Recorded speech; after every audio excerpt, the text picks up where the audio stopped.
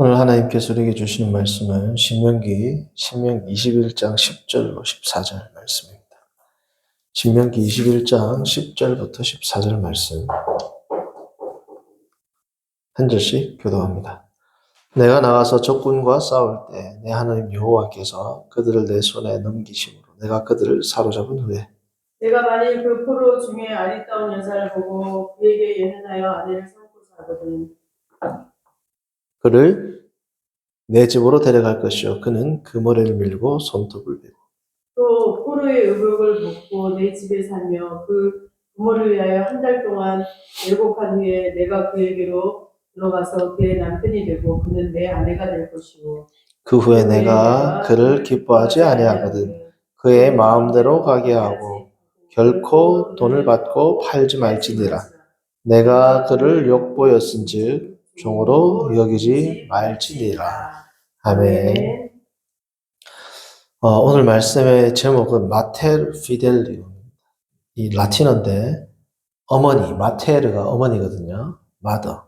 그리고 피델리움 하면 성도들, 더 정확히는 신자들, 믿는 자들의 어머니. 신자들의 어머니가 됩니다. 그 영어로 하면 fidelity 이러면 이렇게 하면 뭐 신뢰 이런 뜻이 되지 않습니까? 그래서 신자들의 어머니가 뭐냐? 교회라는 겁니다. 왜냐하면 이 단어는 이제 교회를 나눌 때 제도적 교회와 성도의 교제로서 유기체적 교회, 제도적 교회와 유기적 교회를 이야기할 때 제도적 측면을 강조할 때는 성도의 어머니입니다. 성도의 어머니. 교회가 여러 가지 직제와 질서가 있는 그리고 교회의 말씀을 통하여 예전을 통하여 신자들이 마치 어머니의 젖을 먹고 자라듯이 자라난다는 것을 강조하는 게 신자의 어머니 개념이고 그리고 특별히 종교개혁자들이 강조했던 우리가 사도신경 보면 거룩한 공예를 믿사옵고 그리고 뭡니까? 성도가 서로 교통하는 것 성도의 교제를 교회라고 합니다. 단순히 성도가 교회가 아니라 이 성도는 서로 뭐예요? 교제하는 것, 연합하는 것이 교회라는 겁니다. 이게 소위 말하는 코미니오 상토룸입니다. 코미니오 상토, Community of Saints 이렇게 되죠. 그래서 교회를 유기적 측면, 교제를 강조하는 측면에서는 성도의 교제, 코미니오 상토룸이라고 하고 교회의 예전 그리고 교회의 예배 그리고 교회에서 때로는 또 칭의, 권징 이러한 것들을 강조할 때는 제도적 교회를 강조할 때 쓰는 단어가 뭐라는 겁니까? 신자들의 어머니. 어머니가 아이를 양육할 뿐 아니라 필요에 따라서는 뭐 훈육도 하지 않습니까? 그러한 의미를 강조할 때, 이 제도적 측면을 강조할 때 마테르 피델리움이라는 이 용어를 써서 그러한 의미를 전달하고 있는데 오늘은 이 말씀으로 이러한 주제로 말씀을 강론하고자 합니다. 우리가 지난 시간 신명기 21장 10절에서 14절을 볼 때에는 거룩한 공동체의 중요성에 대해서 우리가 살펴봤거든요. 오늘은 이 신자들의 어머니, 믿는 자들의 어머니라는 관점에서 10절부터 14절을 살펴보겠습니다. 다시 말씀드리면 교회에 대한 교회가 어떤 역할을 해야 되는지에 대해서 살펴보겠습니다. 오전도 교회에 대해서요. 마태복음.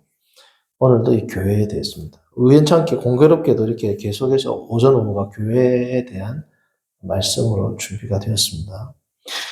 자, 오늘 10절부터 14절을 우리가 21장을 지금 두 번인가 세 번째 지금 다루고 있기 때문에 따로 큰 틀은 말씀드릴 필요가 없지만 오늘 이 설교 내용과 관계 있는 부분을 짚고 넘어가자면 지금 전쟁이 일어났는데 이스라엘이 승리했습니다. 그렇죠?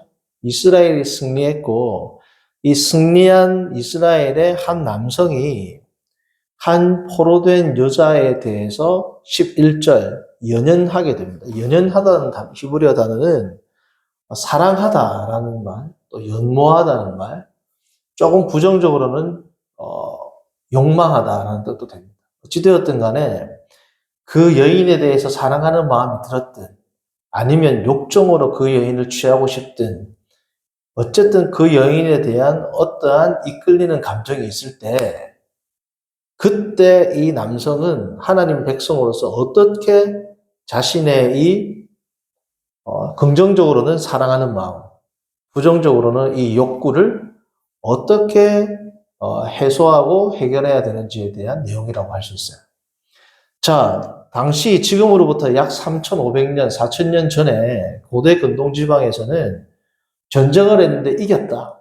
지금도 그렇잖아요. 막 전쟁에서 이기면 어, 어떤 국가가 침략을 해서 지금 예를 들어서 뭐 팔레스타인에 침략을 한다든지 침략을 하면 우크라이나, 러시아도 마찬가지고 침략당한 그 마을의 여성들에게 인권이 있습니까? 인권이 있어야 되는 게 당연하지만 오늘날도 우리가 뉴스라든지 이런 걸 보면 정말 지저분한 이야기들이 많이 나오잖아요. 그렇죠? 그럼 지금부터 3,500년 전, 4,000년 전에는 말할 것도 없이 자기 마음대로 할 수 있다. 물건처럼. 탈취물을 취하듯이 마음대로 할 수 있습니다. 자, 그런데 하나님의 백성은 이렇게 하면 된다, 안 된다? 안 된다는 거예요. 하나님의 백성은. 자, 첫 번째, 11절 봅니다. 히브리어는 원래 어떻다고요? 원래 다 붙어 있거든요. 붙어 있기 때문에 어디서부터 끊어내는지에 따라서 의미가 달라질 수 있어요. 아버지가 방에 들어가신다. 아버지 가방에, 이 말이 안 되잖아요. 그렇죠? God is now here도 될 수 있고, God is nowhere도 됩니다. 띄어 있기에 따라서. 전자는 하나님이 여기 계신다라고 되고, 어떻게 읽는지에 따라서 하나님은 안 계신다라고도 번역이 된단 말이에요. 영어도 어떻게 띄어쓰기를 하느냐에 따라서. 그래서 히브리어는 원래 다 붙어 있거든요. 그래서 이걸 어떻게 꺼내는지에 따라서 조금씩 다르지만, 자, 11절 중요합니다. 네가 만일 그 포로 중에, 저는 이렇게 띄어쓰기를 했어요. 제가 띄어쓰기 한 대로 한번 따라 보세요. 11절. 내가 만일 그 포로 중에 아리따운 여자를 보고 그녀입니다. 그녀. 우리 한글 성경은 그 그녀를 별로 이렇게 구별을 안 해놓거든요. 그녀를 연모한다면, 그녀를 취하기를 원한다면, 그녀를 사랑하게 되었다면, 여기서 면하고 끊습니다. 첫 번째 해야 되는 게 뭐예요? 우리나라 한글 성경은 연연하여 아내를 삼고자 한다면 하고 이 뒤에서 끊었거든요. 저는 그녀를 연연한다면 해서 끊은 겁니다. 자, 그녀에 대해서 부정적으로는 성적인 어떤 욕구가 일어난다. 혹은 긍정적으로는 정말 사랑하는 마음이 든다. 근데 지금 이 여인은 뭐예요? 포로란 말이에요. 그렇죠? 그러한 마음이 들 때 원래 3,500년 전, 4,000년 같으면 그 마음대로 하면 되는 겁니다. 그렇게 하지 말라는 거예요. 자, 하나님은 어떻게 하느냐? 네가 긍정적인 사랑의 마음이든 아니면 부정적인 욕정이든 간에 그것을 너는 이렇게 해결해야 된다는 겁니다. 첫 번째, 그녀에게 연연한다면 첫 번째 어떻게 해라? 아내를 삼아라. 단순한 너의 욕정을 해결하는 그러한 수단이라든지 첩이라든지 어떤 원래 아내보다 못한 그러한 지위에 취하도록 하지 말라는 거예요. 이게 엄청난 말씀입니다. 이게 당시에는 말이 돼야 안 돼요. 안 되는 거예요. 이게 오늘날 회사 들어가가지고 아니면 사업을 할 때 조금씩 편법 안 쓰는 분이 있어요? 없어요? 다 쓰죠. 근데 거룩한 하나님의 백성이라면 그러한 편법을 취해서는 된다, 안 된다? 오늘날 다 하는데요? 안 통한단 말이에요, 하나님 백성이. 하나님 백성에게는 엄격함을 요구하시죠. 그것은 신약시대든 구약시대든 심지어 출애굽시대든 그리고 광야시대든 아니면 지금 이렇게 정착을 앞두고 있는 시점이든 항상 뭐예요? 동일하단 말이에요. 하나님께서 요구하시는 윤리적, 도덕적 엄격함이 있는 겁니다.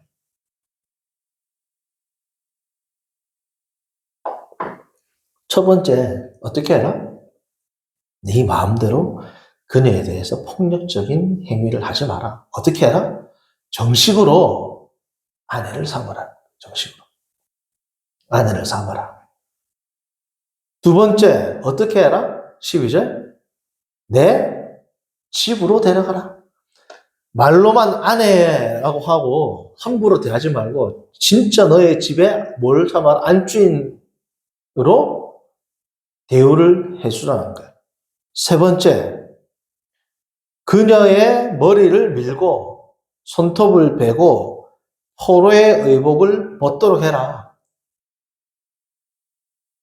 머리를 밀고 손톱을 베고 포로의 의복을 벗는다는 이 일련의 행위는 뭐냐면 과거와의 단절, 첫 번째. 그리고 두 번째는 뭐냐면 더 중요한 건 신분의 변화입니다. 더 이상 이 여인은 너에게 있어서 포로다 아니다? 포로가 아니란 거예요. 너와 동등한 아내라고, 아내. 그렇게 대우하라는 거야, 포로를. 엄청난 것 아닙니까? 포로인데 포로가 아니라 지금 너의 아내가 된다는 거야. 그것까지 감안해서 어떻게 하라는 거야? 네가 이 여인을 취하라는 거야. 그리고 나서 어떻게 합니까? 또 집에 살며 12절 보면 집에 데려가라는 말이 나오잖아요. 집에 살며 또 강조합니다. 뭐야? 집 안에서 그녀의 위치에 대한 강조란 말이죠. 신분의 변화, 그리고 집에 살고, 자, 그 다음 뭡니까? 그녀의 부모를 위하여 한 달 동안 뭐라고요? 애곡할 수 있는 충분한 시간을 주라는 거예요. 30일 동안 그녀의 부모, 형제, 자매들을 위해서 어떻게 해라? 충분히 심정적으로 위로를 받을 수 있는 그러한 인격적인 대우를 해주라. 그게 뭐야? 하나님의 백성에게 요구하는 삶입니다.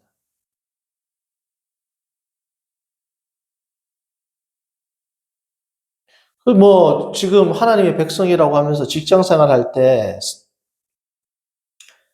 예를 들어서 밑에 있는, 자기 아래에 있는 직원들에게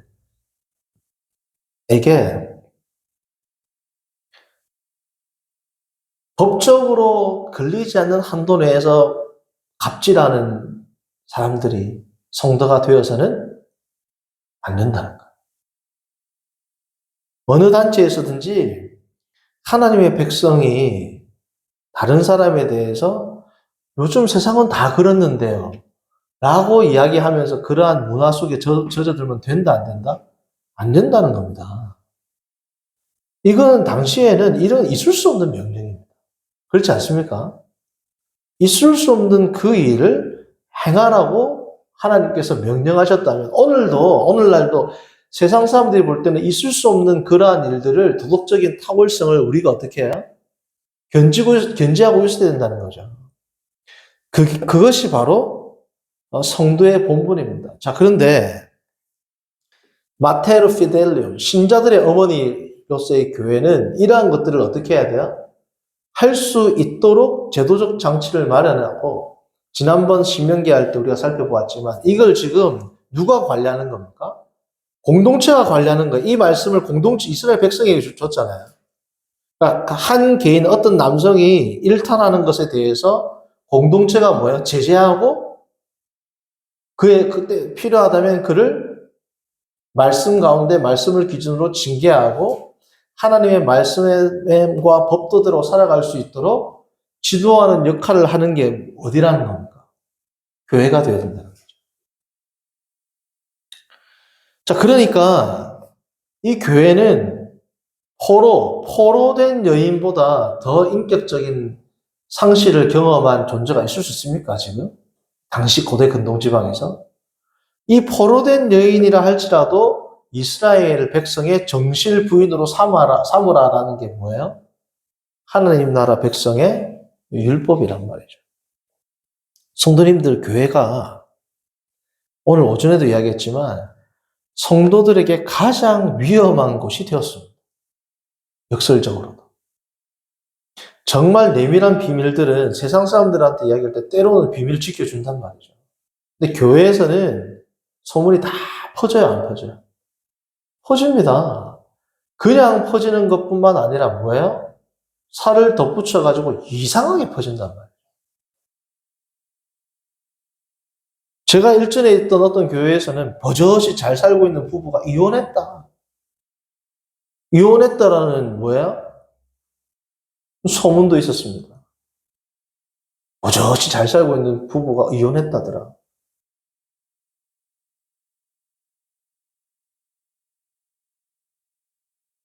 그러니까 정말 사랑과 관용으로 덮어야 할 교회에서 수근수근거리고 없는 소문 만들어가지고 그 소문 때문에 교회에서 등지고 교회를 떠난 사람들이 한둘이 아니죠.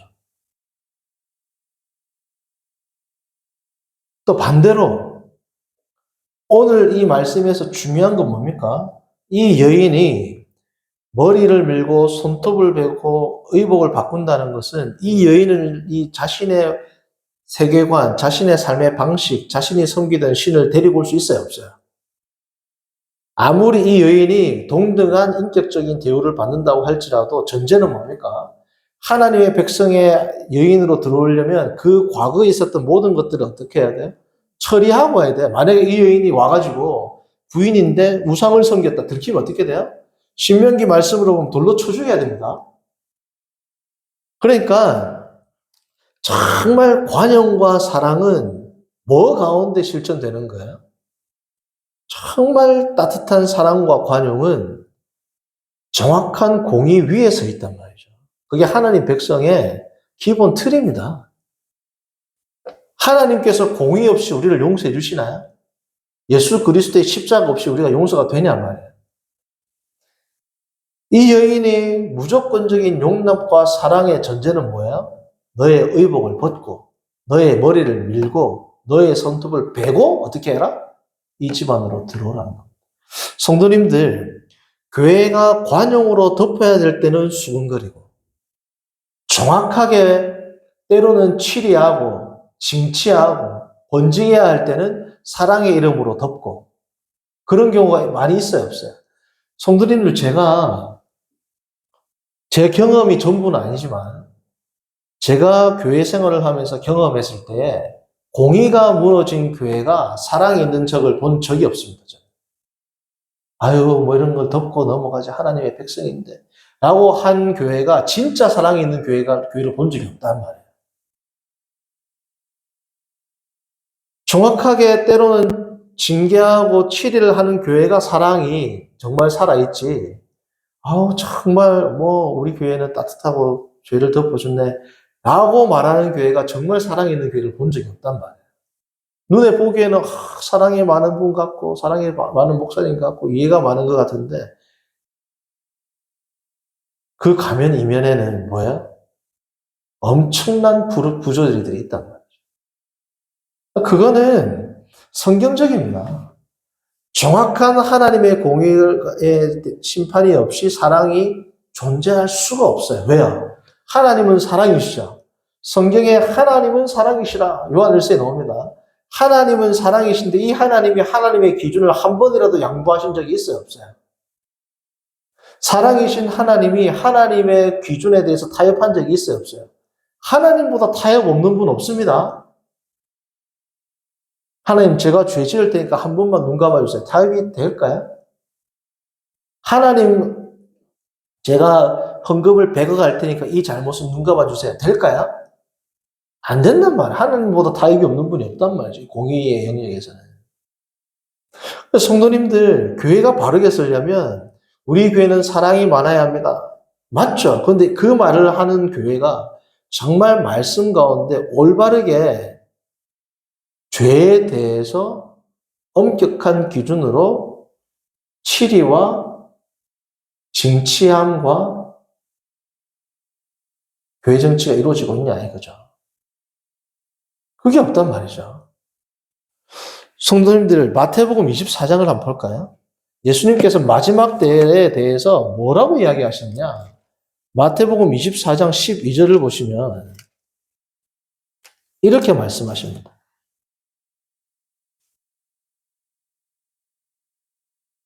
마지막 때에 교회의 사랑이 식어진다 그랬었어요.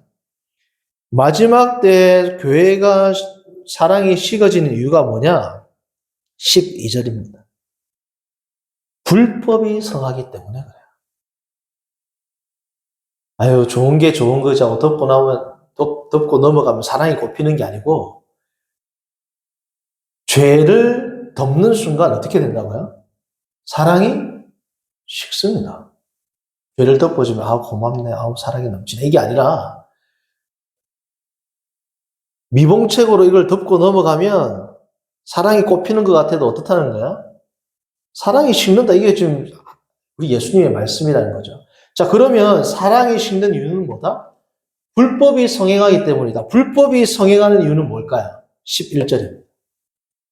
거짓 선지자가 많이 일어나서 사람을 뭐야? 미혹해서 그렇습니다. 거짓 목회자들이 많이 일어나서 사람들을 미혹한단 말이에요. 사랑을 실천해야 될 때는 공의도 아니고 공의라고 말할 수도 없죠. 사랑을 실천해야 될 때는 단칼에 보내버리고 그 사람 잊지도 못하게 만들고 그러지 않습니까? 공의를 실천해야 될 때는 사랑이라는 이름으로 덮고 말이죠. 그러한 일들이 교회에서 일어나기 때문에 교회가 바로 어머니가 병든데 아이들이 올바르게 자랄 수 있을까요?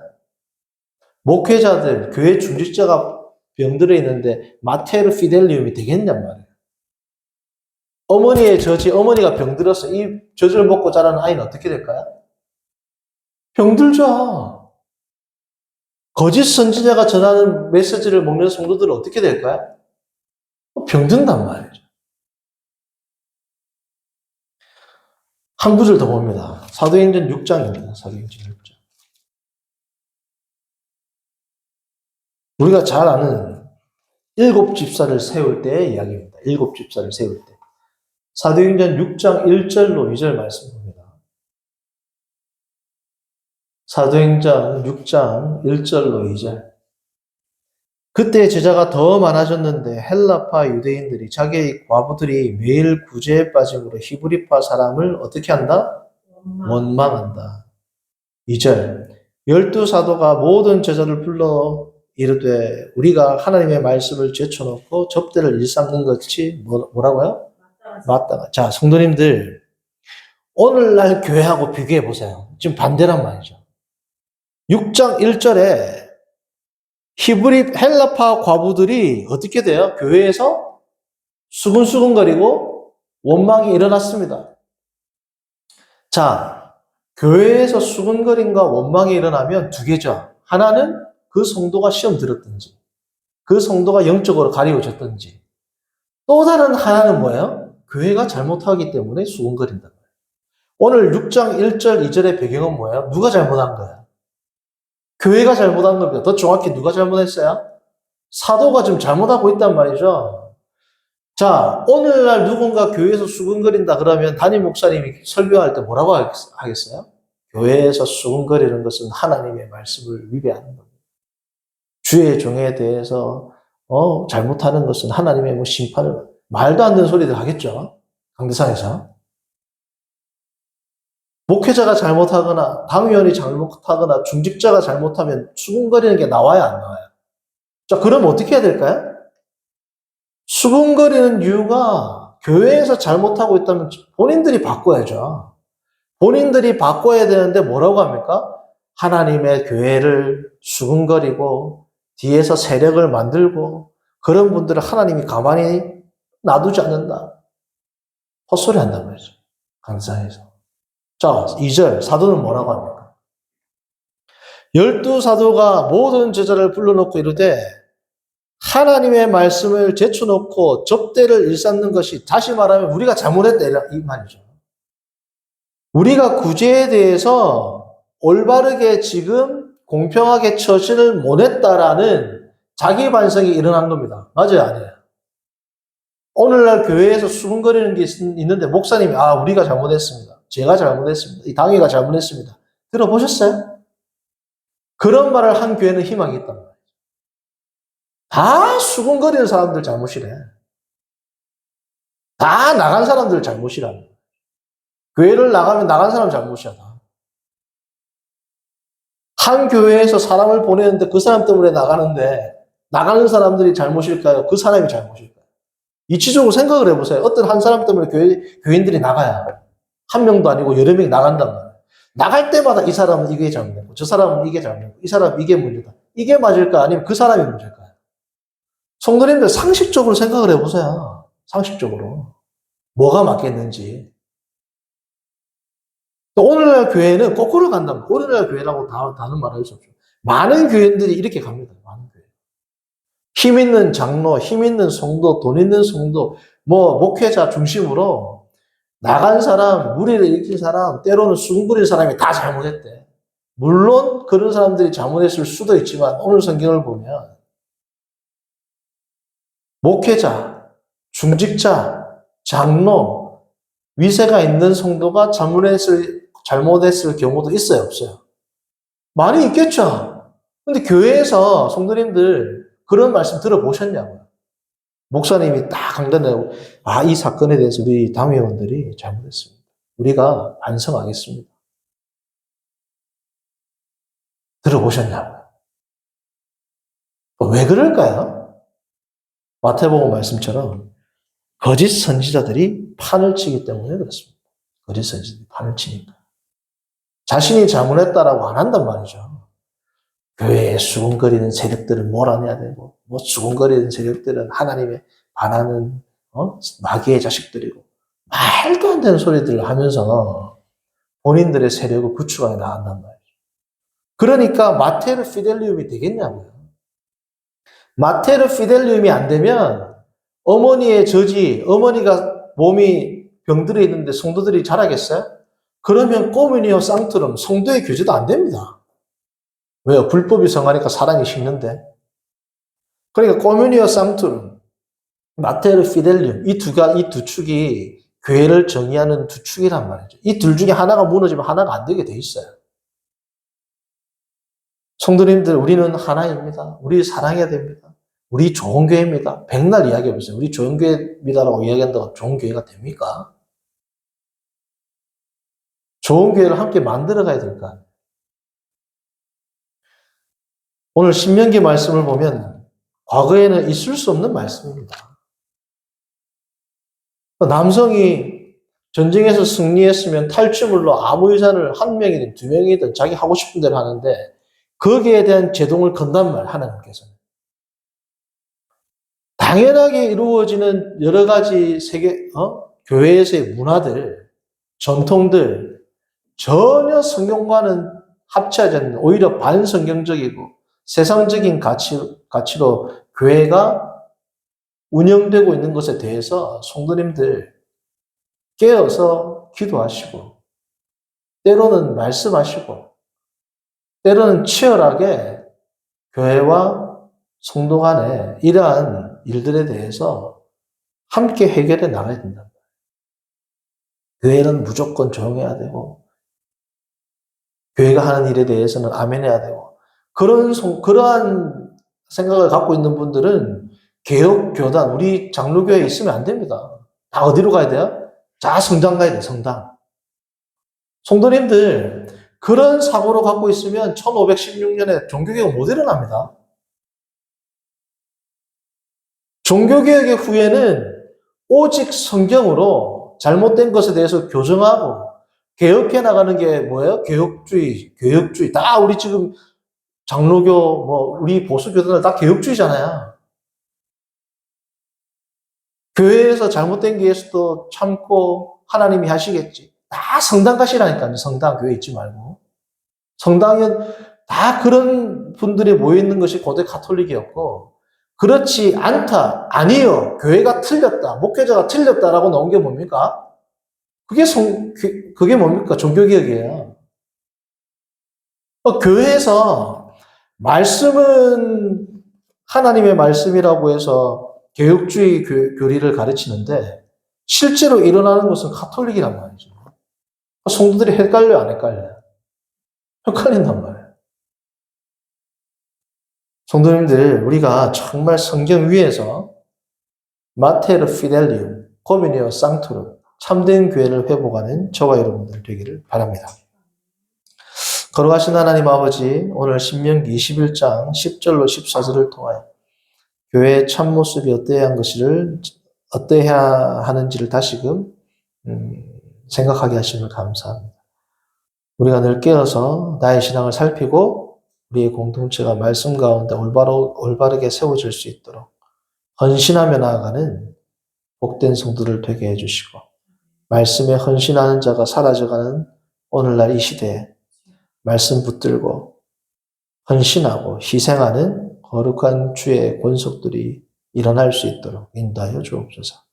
예수님의 이름으로 기도합니다. 아멘.